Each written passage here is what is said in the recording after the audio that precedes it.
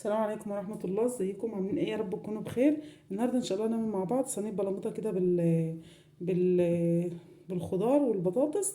انا جبت هنا السمك ما شاء الله، بسم الله الرحمن الرحيم. غسلته ونضفته فتحت قلبه زي ما انتم شايفين كده الجمال.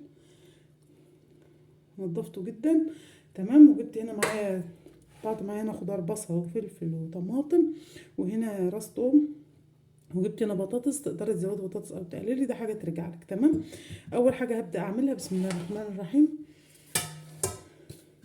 انا الخضار بتاعي دوت هحط بقى عليه ملح، هنملح بقى الخضار، واحط عليه كزبره من كل حاجه معلقه كده. تمام. واحط عليه كمون اهو،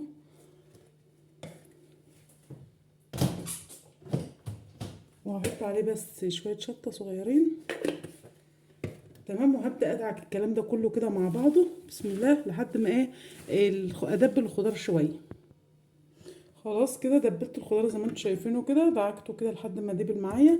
دلوقتي اول حاجه هعملها بسم الله الرحمن الرحيم، اشيل بس السمك ده كده على جنب. هجيب هنا الصينيه اللي هتدخل معايا الفرن، هبدا انزل فيها بالبطاطس اللي انا غسلتها وقطعتها. سمكها مبقاش تخين قوي عشان طبعا السمك انتوا عارفين هو ما بياخدش وقت في السوا وكده.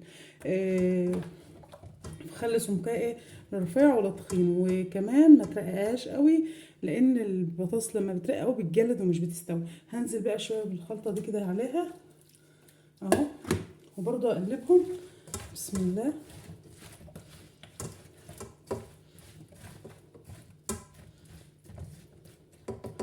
وهنسوي كده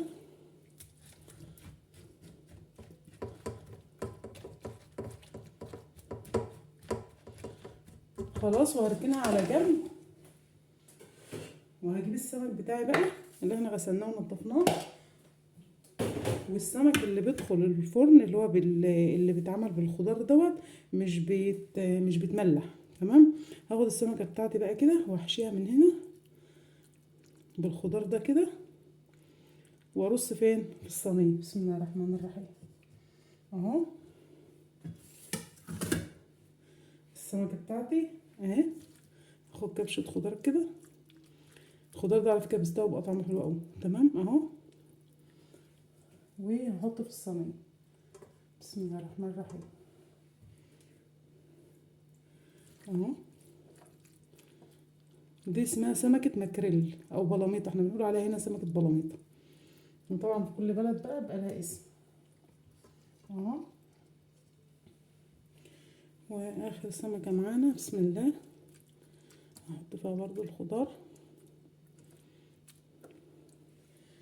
وهحطها كده اهي بسم الله الرحمن الرحيم.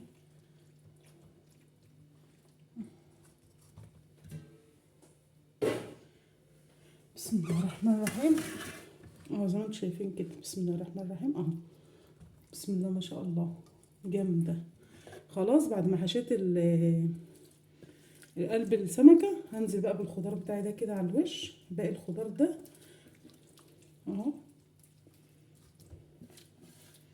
وعلى فكره البطاطس ما بتبقاش زفره ولا بتبقى اي حاجه خالص، وبتبقى طعمها لذيذ اهو. خلاص كده هحط لها بقى معلقتين زيت، واحطها على البوتاجاز من فوق 10 دقايق، وبعد كده هدخلها جوه الفرن. وهحط طبعا كوبايه ميه او نص كوبايه ميه عشان البطاطس تستوي معانا وتبقى حلوه. وبعد ما نخرجها بقى نرجع نشوف الجمال ده يبقى معانا عامل ازاي. خلاص كده رجعت لكم تاني زي ما انتم شايفين كده ما شاء الله. خدت معايا بالظبط على في الفرن يعني ساعه الا ربع. زي ما انتم شايفين كده طلع بالجمال ده، والبطاطس معايا دايبه شايفين ما شاء الله اهي. شايفين بتقطع ازاي لوحدها من غير اصلا ما اتك عليها ولا اي حاجه، واستوت وخدت لون كده زي ما انتم شايفين، وطعمها وريحتها جبار. جربوها ان شاء الله تعجبكم جدا. وطبعا خدت اللون الاحمر العسل ده. بس كده، وهي دي صينيه البلاميطه بالبطاطس والخضار. جربوها بقى ان شاء الله يا رب تعجبكم.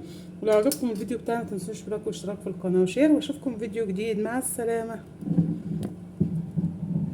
احلى صينيه بلاميطه تاكليها تحفه.